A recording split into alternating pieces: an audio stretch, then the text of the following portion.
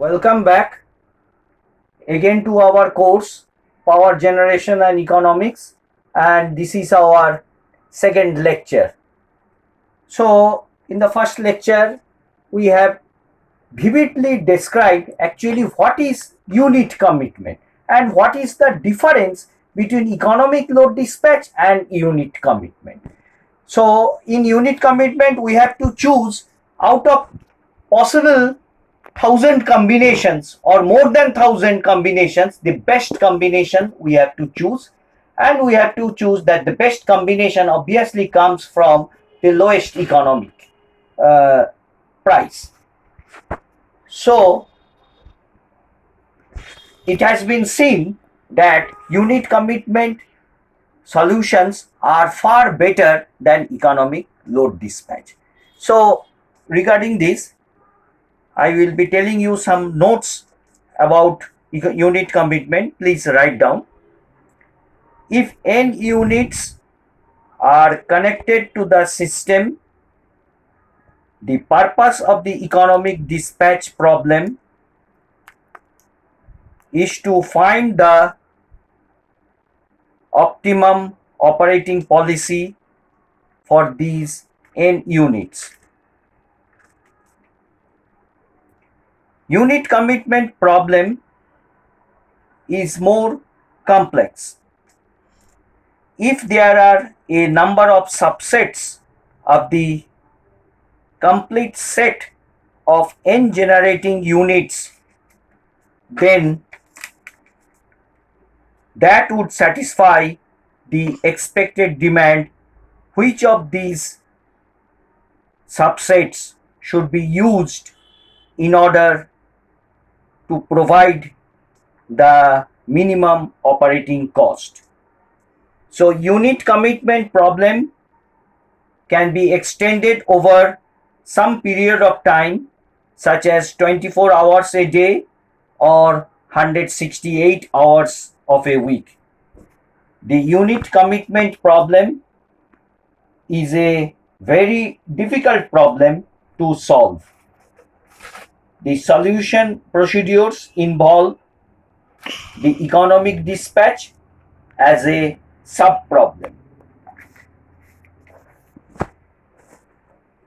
The problem is more difficult to solve mathematically since it involves integer programming. This will permit finding the minimum operating cost for that subset. So let us see a load pattern. A load pattern. A load is there and the periods, hourly periods, hours in periods are there. We know that the load throughout a 24 hours is not constant. It is in discrete steps, or it may be continuous function, and at various intervals of time it may be rising or it may be slowing down. So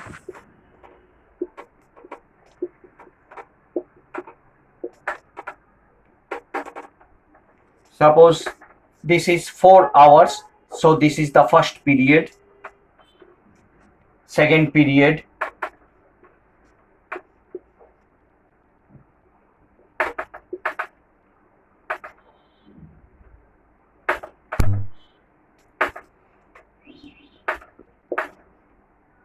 and this is the first period, second period, first period, second period, third period, fourth period, fifth period, and the sixth period. So each period is divided into 4 hours, and the load pattern is like this. And first one, during the first period the load is up to here, then in the second period it has risen to this point, and In the third period, it has risen to this point, and in the fourth period, it has taken up its peak, and in the fifth period, it has gone down, and in the sixth period, again, it has more gone down. So throughout the day, the load pattern is like this. So you can write down the total load of the power system is not constant, but varies throughout the day and reaches a different peak value from one day to another. There will be different discrete load levels at each period. So due to these above reasons, it is not possible to run all the available units all the time. So whatever may be the available units, maybe the 10 number of units are there, 10 number of units are there. So it is not advisable to run all the units as due to different load patterns. So in the first period, we may be using 2 units and it can satisfy this demand. Now which 2 units are to be used? That is the work of the operator. In the second period, the load has increased. Maybe here we need 3 number of generators. Here we need maybe 2 generators. Here we may be needing 4 generators. And here we may be needing 5 generators. And here we may be again needing 2 generators. And here we may be needing 1 generator. So we have to choose out of this load pattern. In this load pattern, we have to choose which 2 possible combinations is best fitted. So always the operator must have some computational procedure through a very advanced algorithm. He must be aware and he must decide or he must forecast beforehand that in the third period these 4 generators are to be operated. So write down, it is necessary to decide in advance which generators are to start up and when to connect in the network. The sequence in which operating units should be shut down and for how long. If these 2 generators are operating, suppose here it is 5 generators are operating. Here 2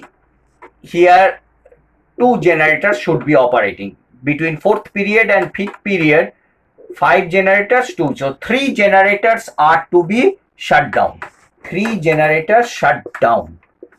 So which 3 generators are to be shut down? Suppose it is this one at this stage, this one is operating, this one is operating, this one operating, this one operating, this one. So 1, 2, 3, 4, 5. So at this stage, we have to decide out of these 5, 2 must run. So which 2 generators are to be shut down? So that is the decision should be done by the operator. So write down again the definition of unit commitment. The computational procedure for making such decisions is called unit commitment, and a unit scheduled for connection is said to be committed. Now commit. The commit means to turn a generating unit on and to bring it up to speed and synchronize it to the system so that it can develop power. So 2 generators are to be committed means 2 generators should be brought to the online stage. They are to be synchronized. They are to be matched with the frequency with the grid, and the generator should be in a stage to operate and it can deliver power to the load centers. Now you can write down what is the need for the unit commitment.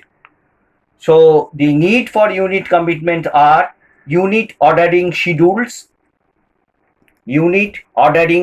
So I have to order from 2 generator and 3rd generator, which generator should be under. Here it is shut down, and here it's to be start up. One generator more should be started up. Now which generator to be started up? Here also one generator should be started up. From 3 generators to 4 generator, which generator should be started up? Here also which generator should be started up? So there is also starting cost, shutdown cost, ramping up cost, ramping down cost. All the costs we have to see, and for a particular generator characteristics, and we have to decide. So the objective is, for unit commitment, the main objective is that to optimize the cost. So here one logical way we can see that we can decide in this way. Suppose we don't know which 10 generators out of 10 generators which are to be operated, that we don't know.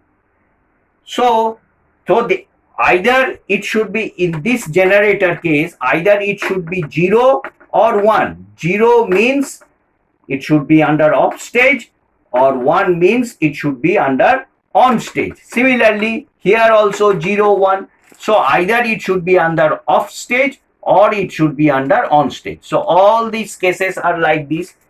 So it needs a binary integer programming. So the objective of this is that the total cost of the whole total number of generators should be minimized. That is the objective. And the constraint functions are, there are lots of constraints. Number one, we can tell starting up cost. Its starting up cost may be more or may be less than this, or its starting up cost may be more or less than this. So all the starting up cost, all the shutdown cost, if this generator, this and this generator are to be operated in this stage, so it should be shut down, another generator should be started up. So which generator? So all the constraints are startup cost, shutdown cost, startup constraints. We have to see the constraints: start up cost, shut down cost,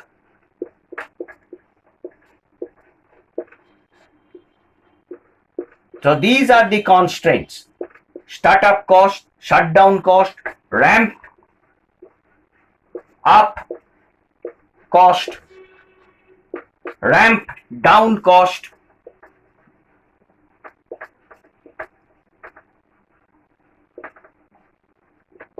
power balance cost. So the load should be balanced with the generating. Suppose I want to operate this and two, I am thinking that I should operate, but if both these two generators can't satisfy the load, so the power balance equality, this is one of the equality constants, power balance equality constraint. So these are all inequality constants, equality constraint. We will be discussing when we will be doing the algorithm, we will be discussing. Now you have to know what are the constraints. So another cost, spinning reserve, very important term, spinning reserve, spinning reserve balance. So these are all the constraints we have to satisfy, and we have to, objective is minimize the cost. So lots of constraints.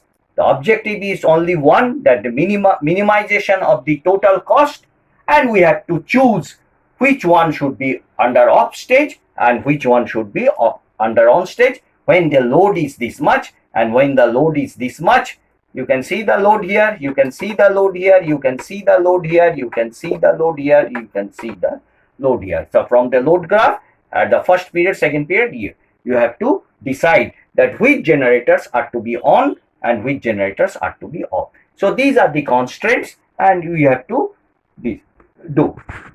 So ordering schedules. So ordering schedules are why the unit commitment. That's the second one is the weekly patterns are developed from daily schedules. So this is a daily schedule, one schedule of a day. So if the schedule is known for a day, we can prepare the schedule for a week. Similarly, if the week schedules are known, we can prepare the schedule for a month. If the month schedules are known, we can prepare the schedule for a year. So likewise, the schedules can be prepared, and the first and foremost point is that a great deal of money can be saved, and the total costs, here we can say that the total costs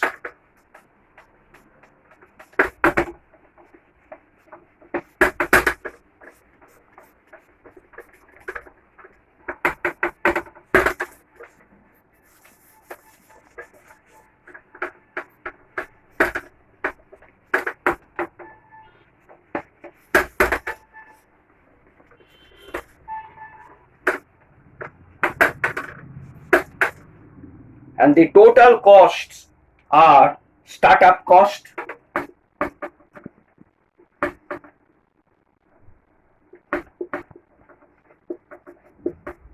aggregate cost, I have told, that is equal to startup cost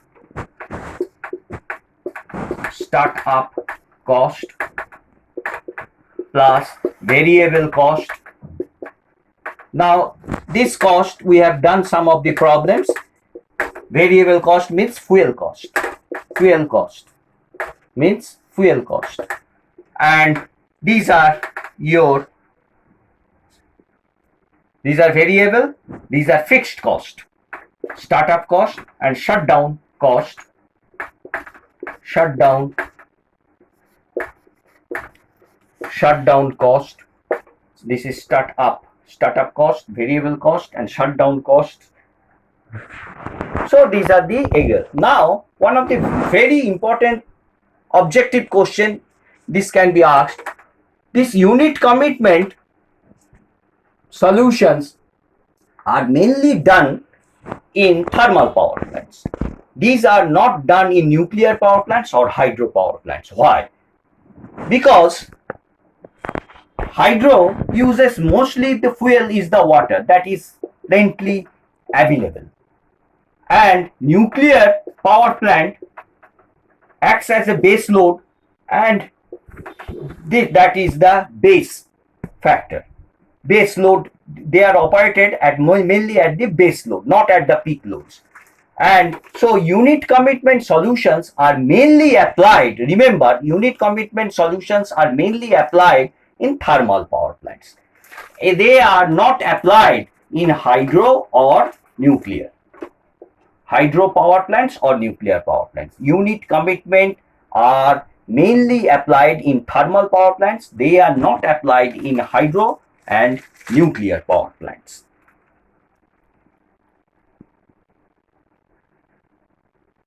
So in the next class, we will be discussing about the spinning reserves in details.